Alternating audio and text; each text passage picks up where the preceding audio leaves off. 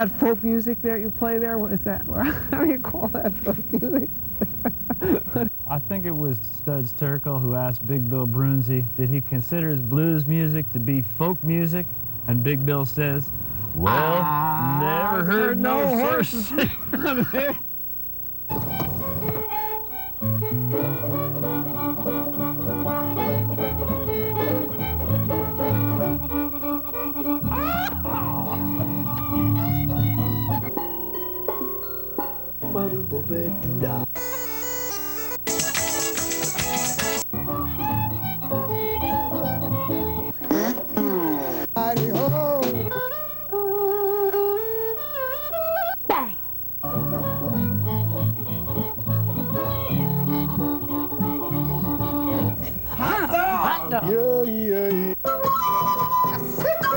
Don't hesitate.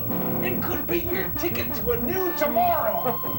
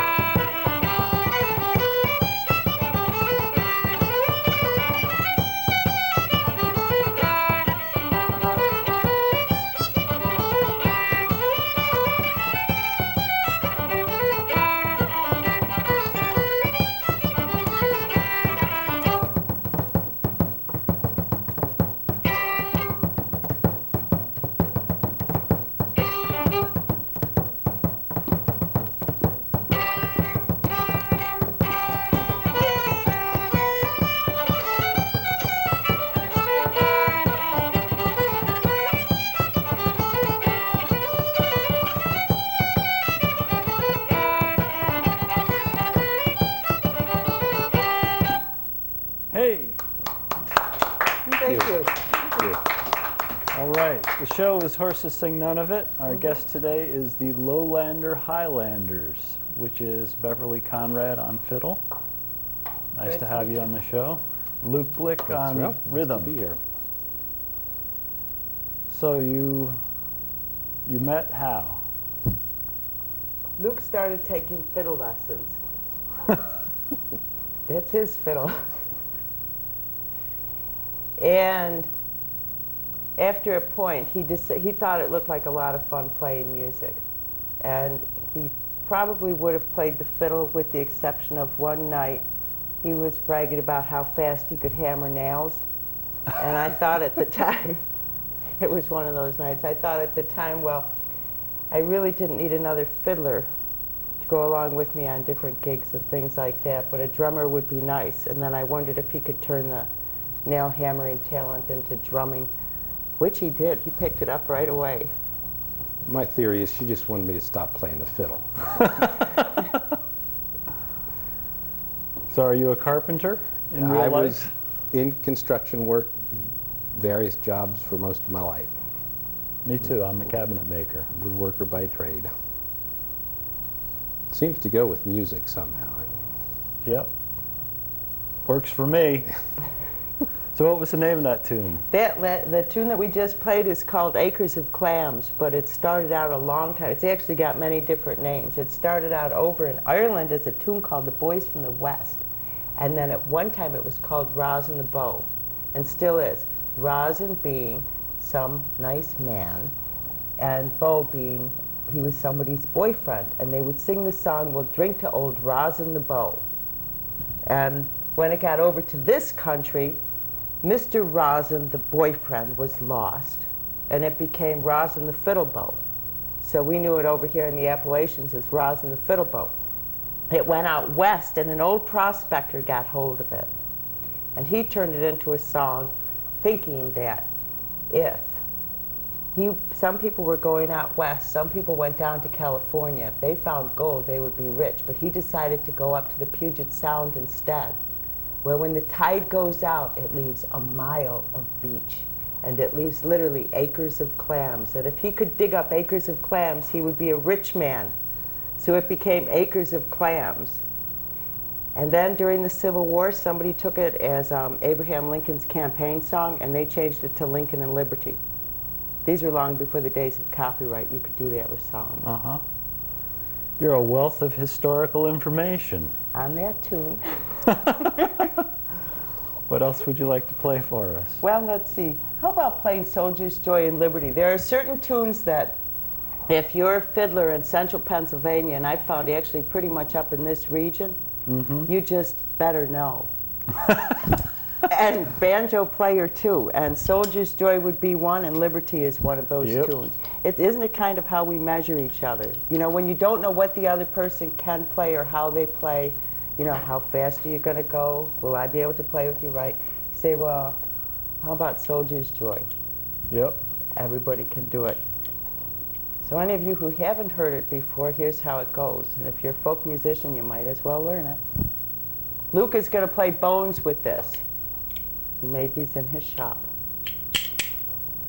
Ready?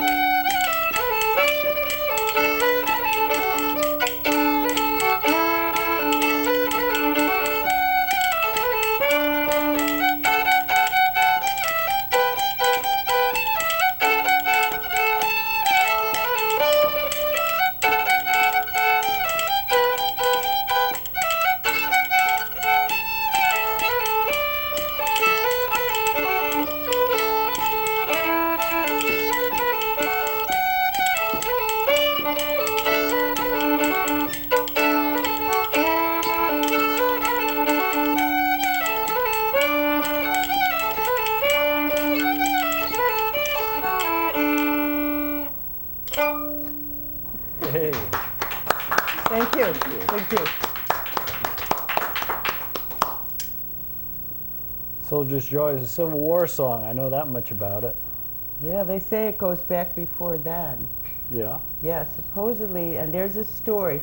There was once, in France, a fiddler who was being sent to the gallows.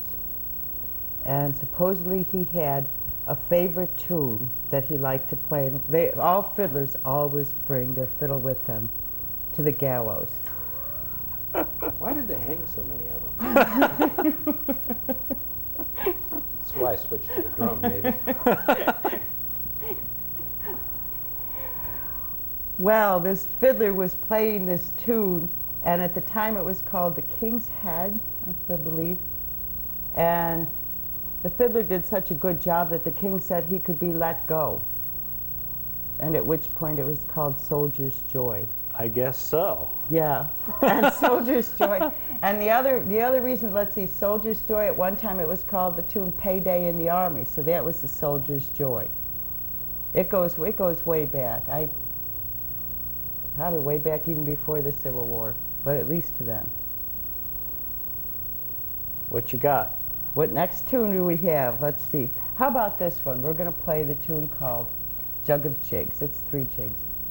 One is called Merrily Kiss the Quaker, and then we add to that Larry O'Graff, and then there's another tune that I just started making up and at a point just kept playing it. So we're going to call that Beverly's Jig.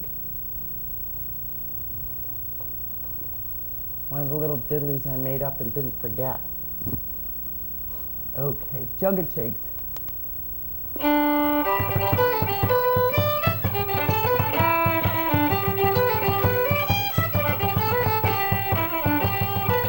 Wrong Wrong tune? song. Acres of Clams? That was Acres of Clams. Let's see. That's why Fiddler's Got Home. Is that why Yeah, the maybe Fiddler's that's why Got they got Home? Okay.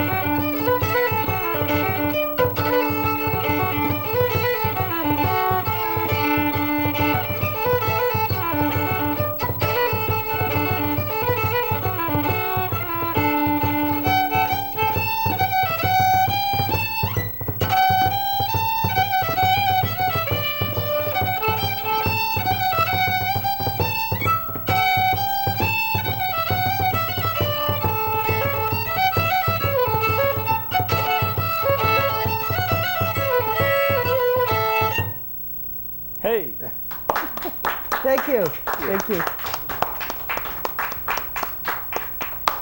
nice tune, that Beverly's Jig.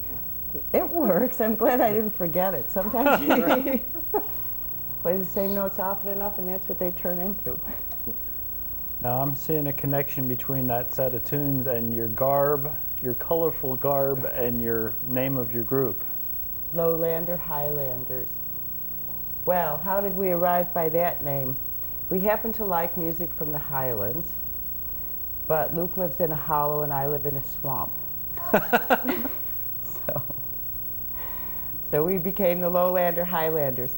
What we play is we play a lot of tunes that are popular in the Northern Appalachians, but came over to us from the Highlands of Scotland, Ireland, and the Old World. Mm-hmm. but I play it pretty much the way they're played here. So How did you first get interested in the fiddle? my grandfather played the fiddle, No kidding. and this is his. Wow. It's an oldie. He was born in 1892, but he's gone now. But this probably goes back to about 1850. But it was his anyways, and then when I was about this big, we used to go up to his house in upstate New York where he would sit and play fiddle. He did not have electricity, did not have indoor plumbing, and we would go up there on Sundays, and that's what he did after supper, was play fiddle. And I would be nose to nose with this while he would be sitting in a chair, and then at a point I started taking lessons, I think in first grade in elementary school. And he took the one fiddle, handed it to me. It was a small 3/4 fiddle, and I had that till I was 12 years old. And one day when I was practicing, a mouse jumped out of a heater at home, and I threw the fiddle at it. And then I did not have a fiddle for many years, till after I got out of college. And then I found Grandpa's up in the closet and put it together, and this is mine now. All right. Well, that's a great story. Don't ever throw a fiddle at a mouse. Or any other instrument. You'll probably, I know, you'll probably miss the mouse, or, and then you'll miss the instrument because you won't have it. Yep. Got some more music for Sure us? we do. How about St. Anne's Reel? This is next to in the St. Anne's Reel. We see Route 80. Now, I took Route 80 to get here from central Pennsylvania. And we see Route 80 as a almost like a dividing line of styles of music. North of Route 80, you play one style, and then it kind of, if you were right on Route 80, there's a blend of styles. As you get south of Route 80, it changes. If you were right on Route 80, you'd be a pancake. Maybe. Maybe. So right around Route 80 anyways, that's the changing line, and then it starts to get real southern as you get below Harrisburg. So we're going to play the St. Anne's Reel. Most of the fiddlers north of Route 80 know this tune. I'm from upstate New York originally, so now I'm teaching it to all of my students. St. Anne's Reel and Opera Reel. Hum a few bars.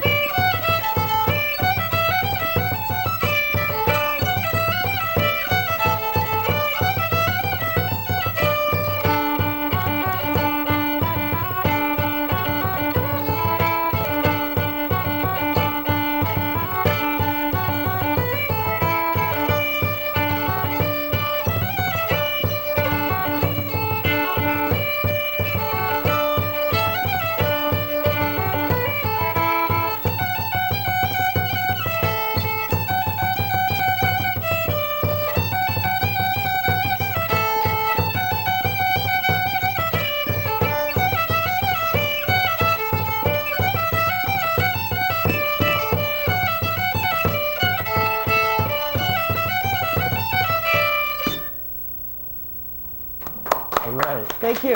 Thank you.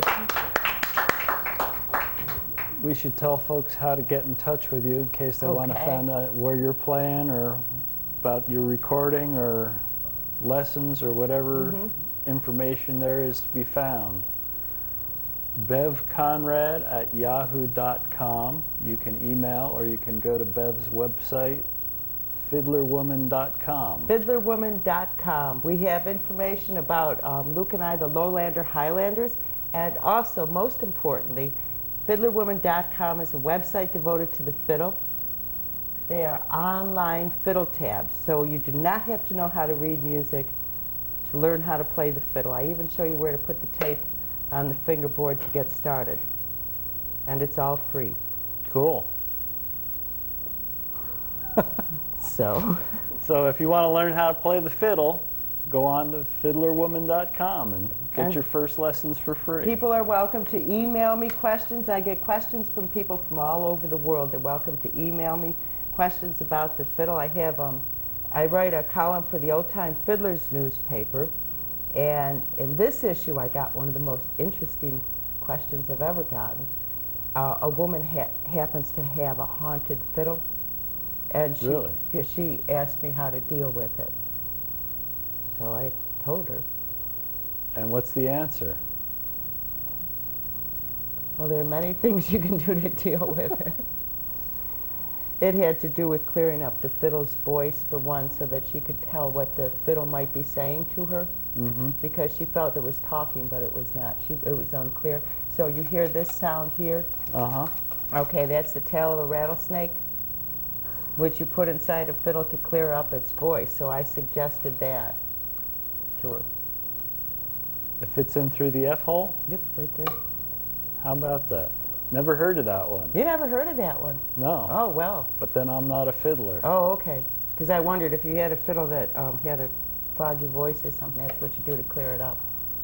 My dad has an old violin, but they're the same thing, you know. yeah, except he played it as a violin. He played it as a violin. As a youngster, yes. Ah. Should we go ahead and give a quick demonstration difference between a fiddle and a violin? Often is asked the question, what's the difference between a fiddle and a violin? Many times is given the answer, a fiddle, it's a fiddle when you want to buy it, it's a violin when you want to sell it. Most importantly, fiddle music is dance music. Okay, when I was a kid, I learned how to play the violin. Here's the G scale, played as a violinist.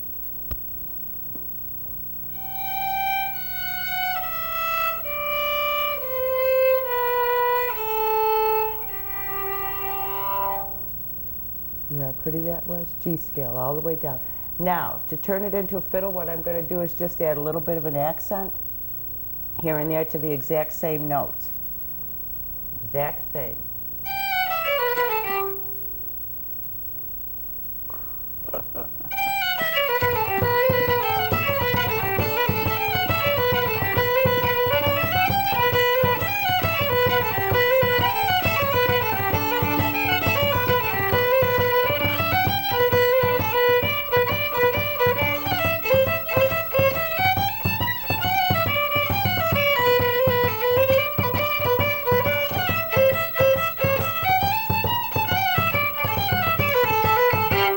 Hey, all right. That's how you tell the difference and how you create the difference between a fiddle and a violin. We'd like to try Luke's fiddle now, wouldn't we, Luke? Yeah. This one over here. Okay, when the fiddlers would play for the barn dances, when you just had a fiddler back then, no speaker system, no drums, you know, not even banjos. Banjos weren't even invented. Banjos weren't invented. There was a time when there were no banjos. Hard to imagine, huh? The fiddler would come and have to play for the barn dances, and they had to be loud. So you kind of started, instead of single string, play two. You're louder. If you wanted to make a fiddle real loud, I'm going to use this fiddle here for this. And what you could do is you could retune the fiddle. D string, low D. Got 2 Ds. D-A. Got 3 Ds.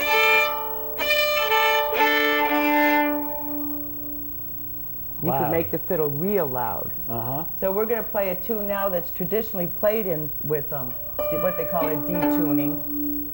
And it's called Bonaparte's Retreat. This is popular around Snyder County and was more popular back at the turn of the century. A lot of people are forgetting how to play it now. But I'm remembering and I'm teaching the children. I have students there, kids. So, Bonaparte's Retreat.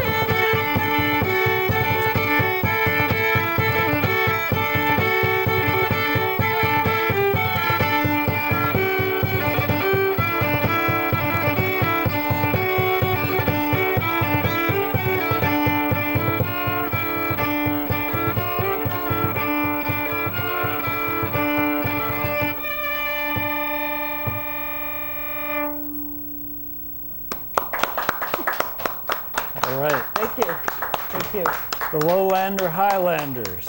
We just have time to take it out with a little bit of our medley. Okay. Thanks for joining us on Horses Sing None of It. Oh, it's Pleasure a lot to of meet fun. you Thanks guys. for having us. having us. Thanks for having us. Fiddlerwoman.com. We're going to do, it's a group of tunes. Everybody knows these songs. Golden Slippers, Oh Susanna, Camptown Races, and